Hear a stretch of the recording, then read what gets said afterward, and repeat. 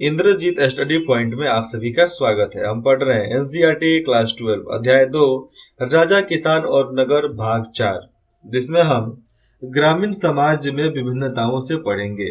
उसके पहले मैं आपको बताता हूँ सीमाओं का महत्व। यहाँ पर मनुस्मृति में इसके बारे में लिखा गया है। तो देखो, भारत का सबसे प्रसिद्ध विधि ग्रंथ है कौन सा? मनुस्मृति। लेकिन बहुत लोग मानते हैं, हम भी मानते हैं कि मनुस्मृति में सब कुछ लिखा जो गया है वो सही नहीं है।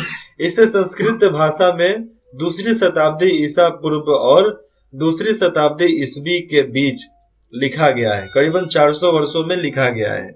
उसके बीच में इस ग्रंथ में राजा को यह सलाह दी गई है कि चूंकि सीमाओं की अनभिज्ञता के कारण, सीमाओं के मतभेद के कारण विश्व में बार बार विवाद पैदा होते गए हैं, बार बार लोग लड़ाई करते रहते हैं।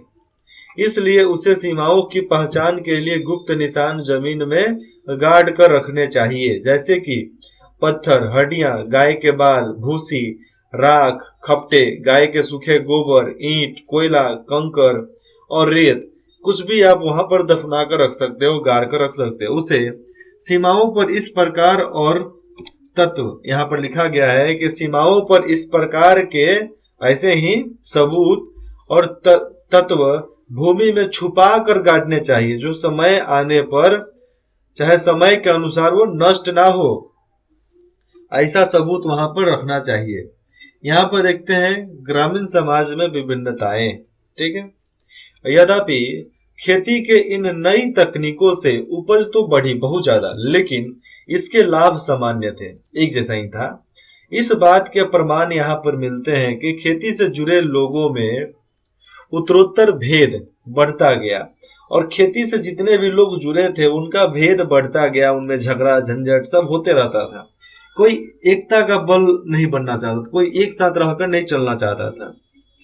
कहानियों में यहाँ पर विशेष कर देखा जाए तो बौद्ध कथाओं में भूमिहीन खेतीहर श्रमिकों, छोटे किसानों और बड़े बड़े जमींदारों का उल्लेख हमें पढ़ने को मिलता है। पाली भाषा में गहपति, जमींदार और छोटे किसान को गहपति बोलते थे। किसमें? पाली भाषा में। तो गहपति का प्रयोग छोटे किसानों और जमींदारों के लिए किया जाता था। बड़े बड़े जमींदार और ग्राम प्रधान शक्तिशाली, यहाँ पर लिखा है कि छोटे छोटे जमींदार और ग्राम प्रधान शक्तिशाली माने जाते थे, जो प्राय किसानों पर नियंत्रण रखते थे, नजर रखते थे। और ग्राम प्रधान का पद प्राय वंशानुगत चलता था, उनके वंश के ही लोग वहां पर उस गांव का मुखिया चाहे प्रधान बन सकेंगे। आरंभिक तौर पर यहाँ पर देखा जाए तो तमिल संगम साहित्य में भी गांवों में रहने वाले विभिन्न वर्गों के लोगों का उल्लेख यहाँ पर मिलता है, जैसा कि वेलालर या बड़े जमींदार। तो वेलालर को ही बड़े जमींदार को उसको इंग्लिश में बोला जाता है वेलालर। ठीक है, यहाँ पर हलवाहा और उलवर जो जमीन को उपजाऊ बनाते हैं। और आगे आता है दास, अनिमई। दास मतलब नौकर, चाकर, चाहे गुलाम। ये लोग के बारे में भी बताया जाता है। यह संभव है कि वर्गों की यह विभिन्नता जो है भूमि के स्वामित्व, श्रम और नई प्रौद्योगिकी के कारण उसी पर आधारित हो गए। ऐसी परिस्थिति में देखा जाए तो भूमि का स्वामित्व जो था महत्वपूर्ण हो गया था, जिसकी चर्चा प्रायः विधि ग्रंथों में की जाती है और जो पुराने ग्रंथों से बताया जाता है कि ऐसा ऐसा हुआ। यहाँ पर देखो, गहपति का सही में मतलब दिया गया है। तो गहपति घर का मुखिया होता था और घर में रहने वाले महिलाओं, बच्चों, नौकरों और दासों पर नियंत्रण करता था। घर से जुड़े भूमि, जानवर या अन्य सभी वस्तुओं का वह मालिक होता था।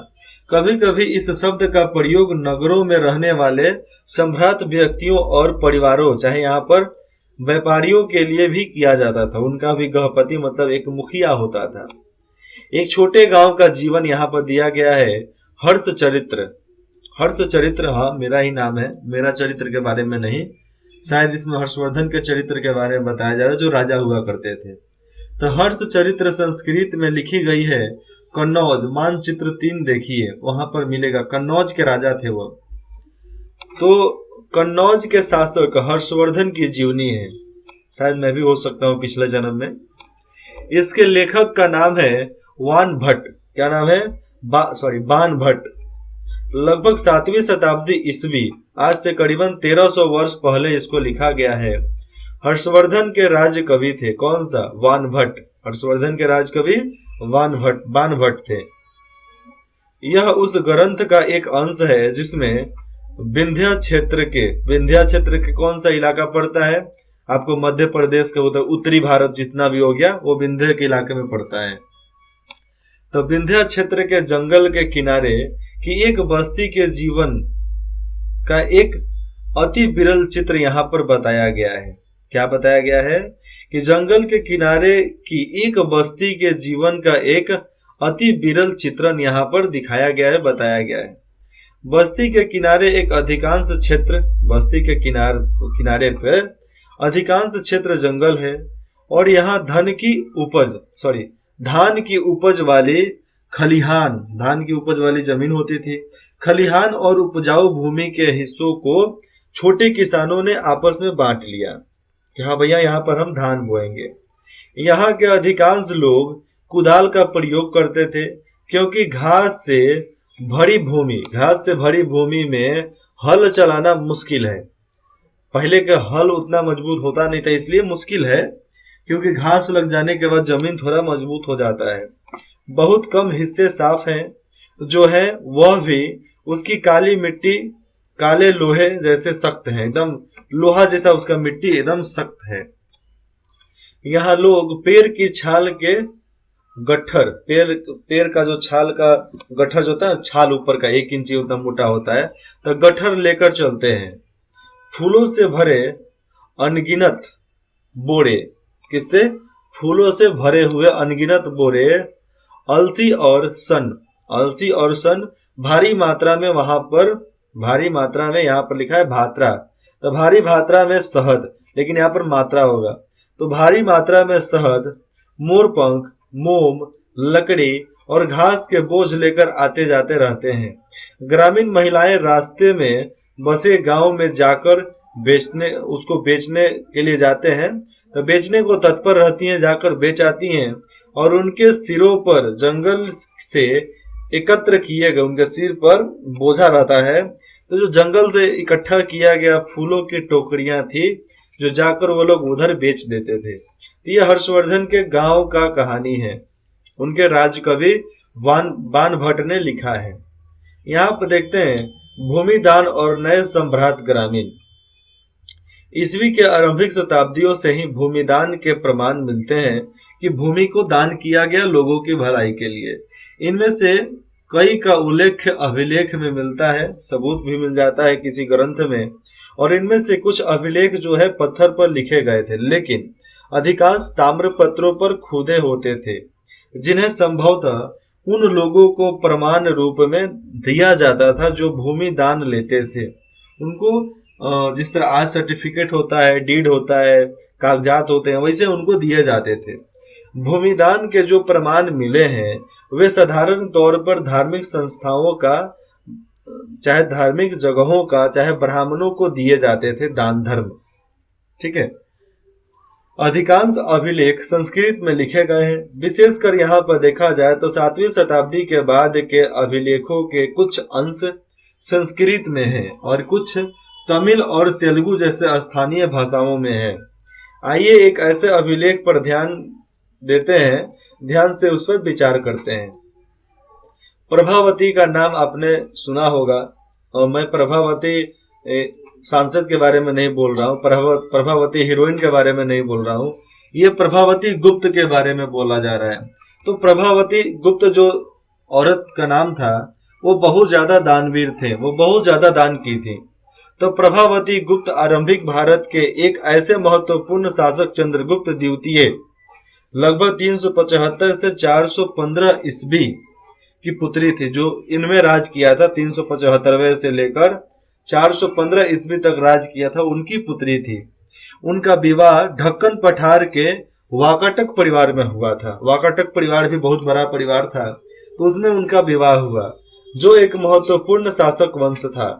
संस्कृत धर्म शास्त्रों के अनुसार देखा जाए तो महिलाओं को भूमि जैसे संपत्ति पर स्वतंत्र अधिकार नहीं था, लेकिन एक अभिलेख से वहां पर पता चलता है कि प्रभावती भूमि की स्वामी थी। प्रभावती क्या थी? भूमि की स्वामी, भूमि की मालकिन थी। उसने दान भी किया था, बहुत ज्यादा दान किया था। और उसका एक कारण यह हो सकता है कि क्योंकि वह एक रानी है, इसलिए दान कर सकती हैं। आरंभिक भारतीय इतिहास की ज्ञात कुछ रानियों में से एक है। प्रभावती का नाम ऐसे सुनने को बहुत कहानियों में मिला है। तो रानी थी तो वह दान कर सकती थी, और इसलिए उनका यह उदाहरण एक बिरला ही रहा होगा, और उनका उदाहरण एक ऐसे ही छूट गया होगा, चाहे कोई लिख दिया होगा, नहीं तो उनके बारे में कोई लिखा नहीं था, लेकिन फिर भी उनके बारे में मालूम चलता है कि महारानी वो बहुत अच्छी थी। यह भी संभव है कि धर्मशास्त्रों को हर स्थान पर सामान्य रूप से लागू नहीं किया जाता होगा, कि धर्मशास्त्रों को हर जगह पर एक जैसा लागू कर दे, ऐसा नहीं होता होगा, क्योंकि उस समय कोई तो इलेक्ट्रॉनिक मीडिया, सोशल मीडिया तो थी नहीं, अखबार वगैरह तो था नहीं, कोई कानून व्यवस्था तो था नहीं कि पूरा लागू कर दे तो हाँ तो हाँ, नहीं तो ना। अभिलेखों से हमें ग्रामीण प्रजा का भी पता चलता है, जिसमें ब्राह्मण, किसान तथा अन्य प्रकार के वर्ग उसमें शामिल हैं, जो शासकों या उसके प्रतिनिधियों को कई प्रकार की वस्तुएं प्रदान करते हैं। अभिलेख के अनुसार देखा जाए तो इन लोगों को गांव के नए प्रधान की आज्ञाओं का पालन करना पड़ता था, कि जैसा गांव का प्रधान बोलेगा वैसा ही करेंगे, और संभवतः अपने भुगतान उसे ही देने पड़ते थे। जो भी उनका भुगतान होता था उनको देना पड़ता था, जो प्रधान होते थे। अब प्रधान उसी से निहाल हो जाता था सब। इस प्रकार भूमिदान अभिलेख जो थे, तो भूमिदान अभिलेख देश के कई हिस्सों में प्राप्त हुए हैं, कि भैया भूमि को दान किए और लोगों ने उस पर अपनी खेती बाड़ी किया।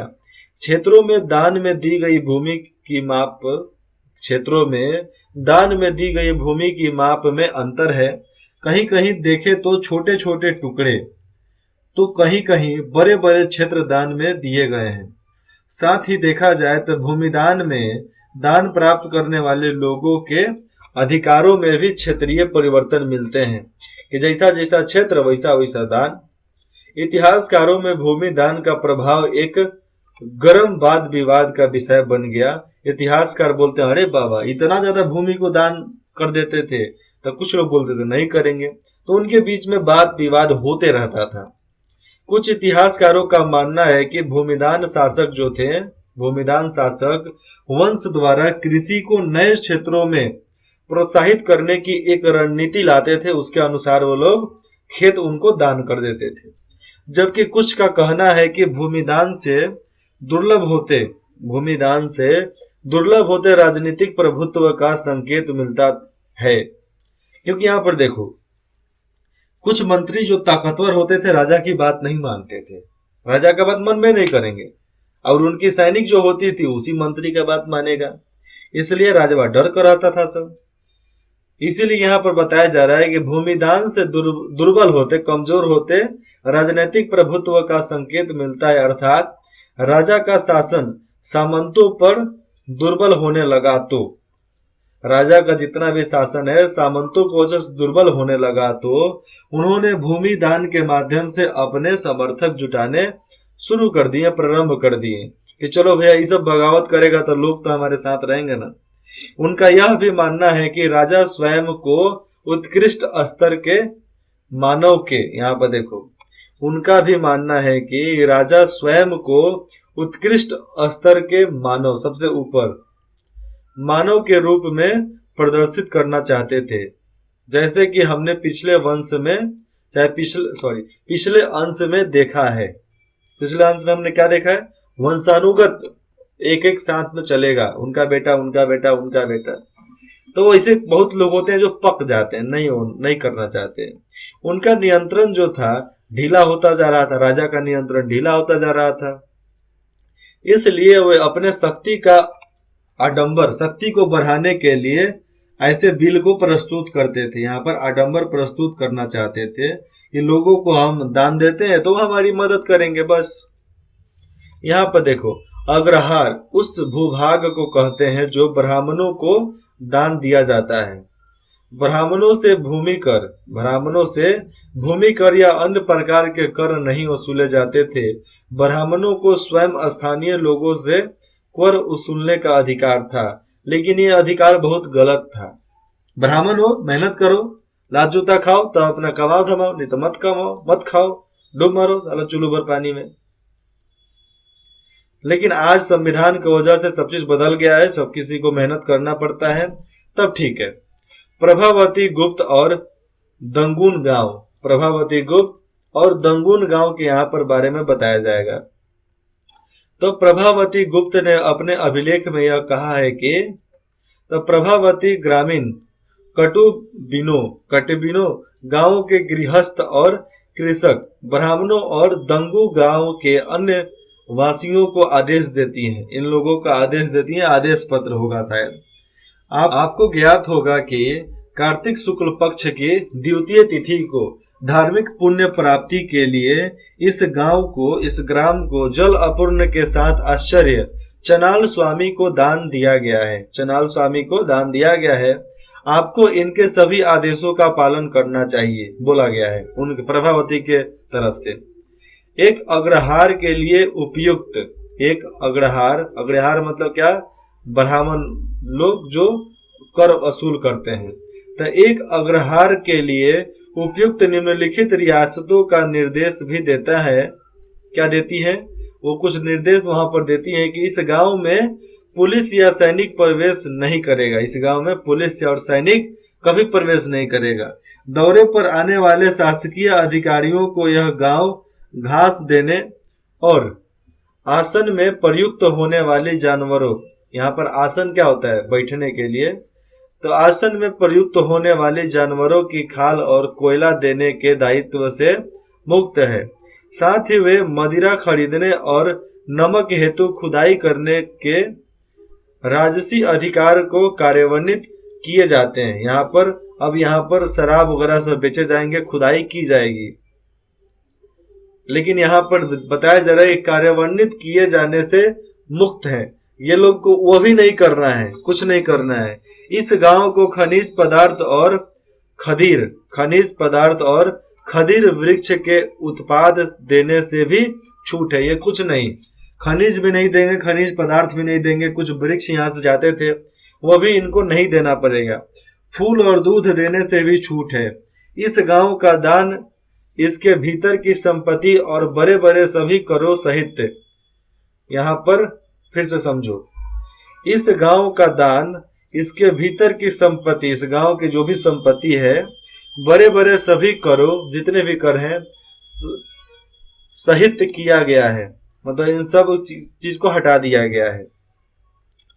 इस राज्य आदेश को 13वें राज्य वर्ष में लिखा गया है। 13वें राज्य वर्ष में लिखा गया है और इसे चक्रदास ने उत्कीर्ण किया है। चक्रदास लिखने वाले थे, उन्होंने ही इसको लिखा है, याद रहेगा।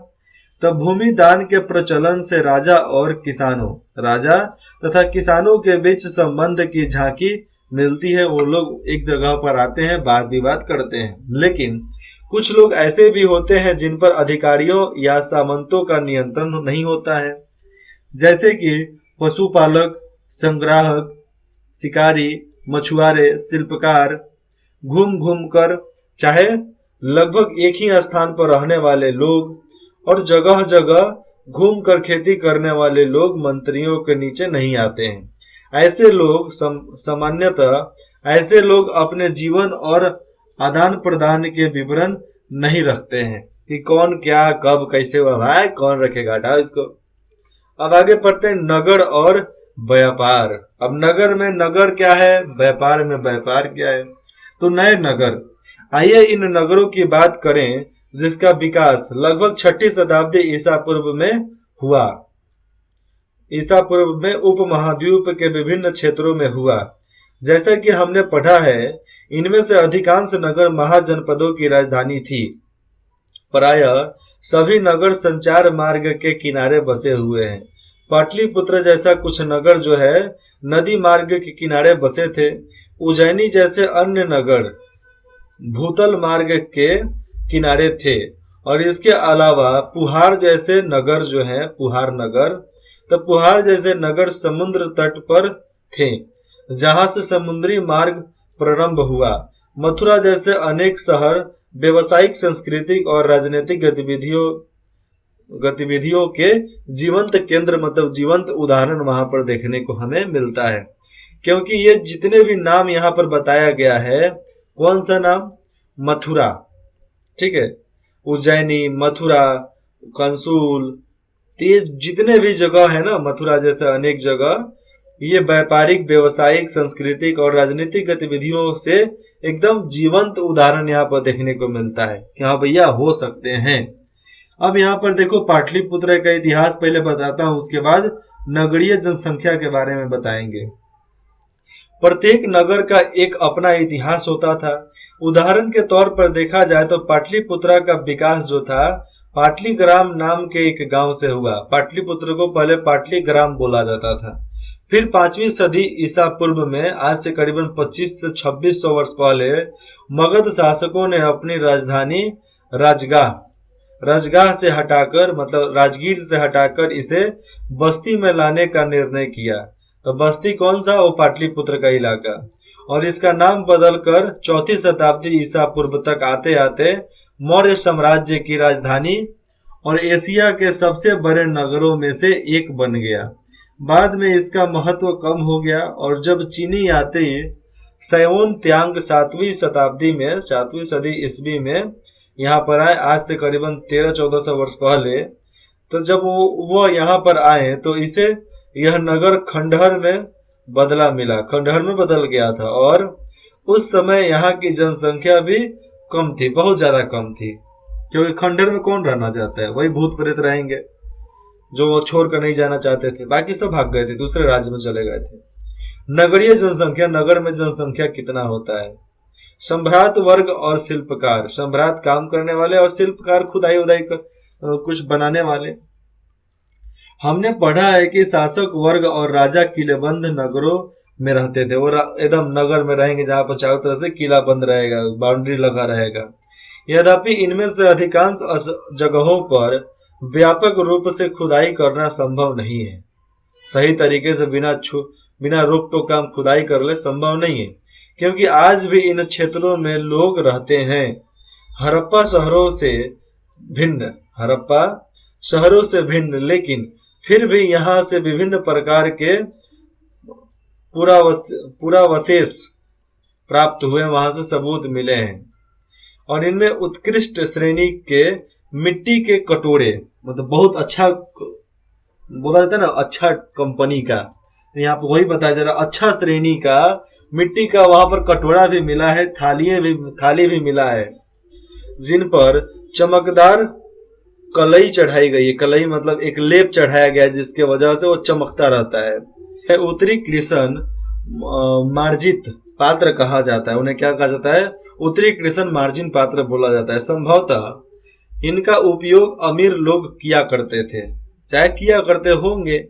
साथ ही सोने, चांदी, कांस्य, तांबे, हाथी दांत, शीशे जैसे तरह तरह के पदार्थों के बने गहने,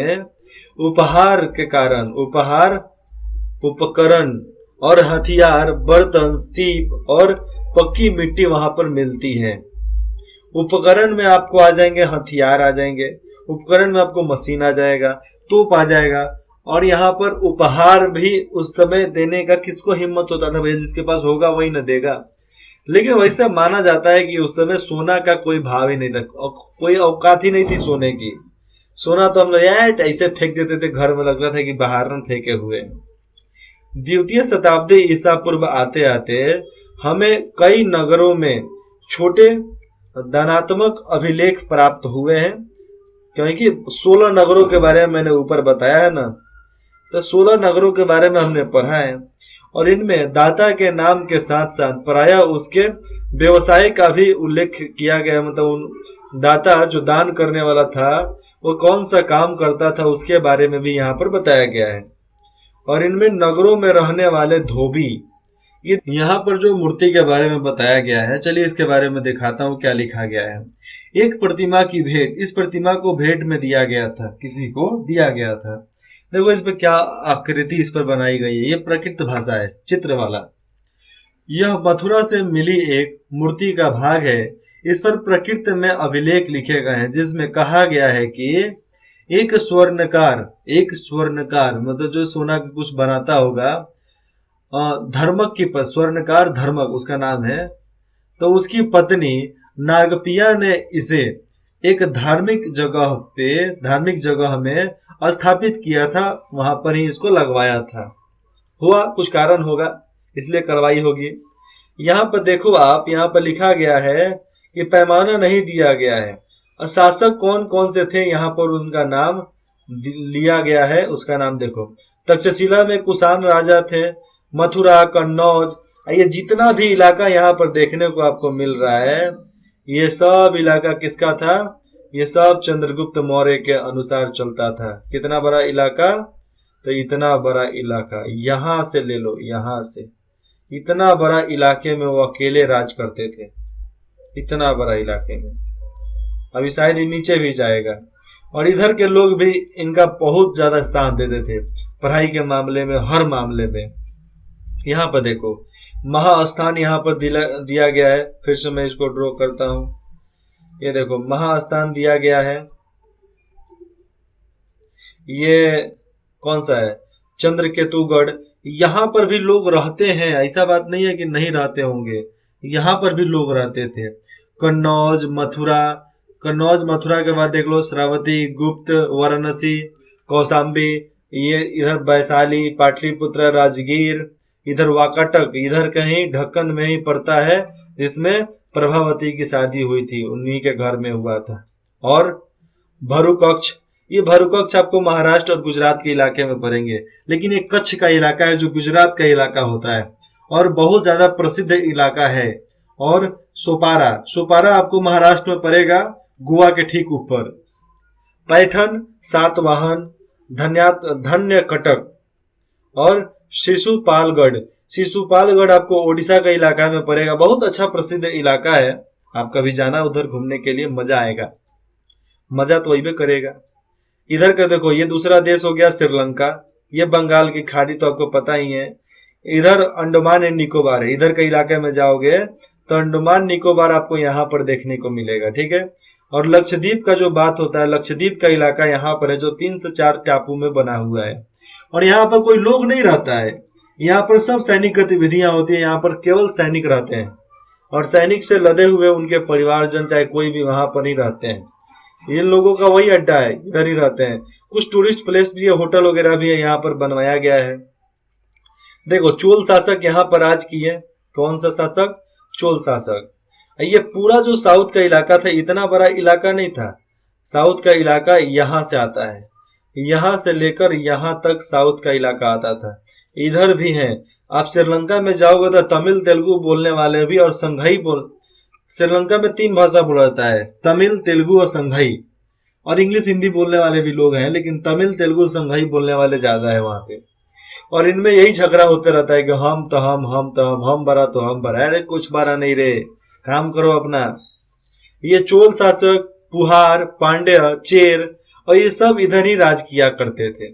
और इन लोगों के बारे में भी जानकर आपको अच्छा लगता है। आगे देखो, बुनकर, शिल्प, बढ़ई, कुमार, स्वर्णकार, लोहाकार, लोहा का हथियार बनाने वाला, चाहे सामान बनाने वाला, अधिकारी, धार्मिक गुरु, व्यापारी और राजाओं के बारे में यहाँ पर विवरण लिखे गए हैं। कभी कभी यहाँ पर देखा जाए तो उत्पादों और व्यापारियों के संघ का भी यहाँ पर उल्लेख किया गया है, जिन्हें श्रेणी कहा जाता है कि वो अलग श्रेणी के हुआ करते थे। क्योंकि व्यापारियों और उत्पादक करने वाले किसान और व्यापारी क्या? व्यापार करने वाले। ये श्रेणियां संभवतः पहले कच्चे माल को खरीदती थी, फिर उनसे सामान तैयार कर बाजार में उसको बेच देती थी। यह संभव है कि शिल्पकारों ने नगर में रहने वाले संभ्रांत लोगों की बढ़ती मांग को पूरा करने के लिए कई प्रकार के लौह उपकरणों का इस्तेमाल किया और ऐसे ही इस्तेमाल करके वो अनेकों प्रकार के सामान बनाए और लोगों में उसको बेचा और लोग उनको खरीदे और खुशहाल होकर वहां से चले गए। यहाँ पर धनात्मक का मतलब बताया गया। धनात्मक अभिलेखों में धार्मिक संस्थाओं को दिया जाने वाला विवरण है।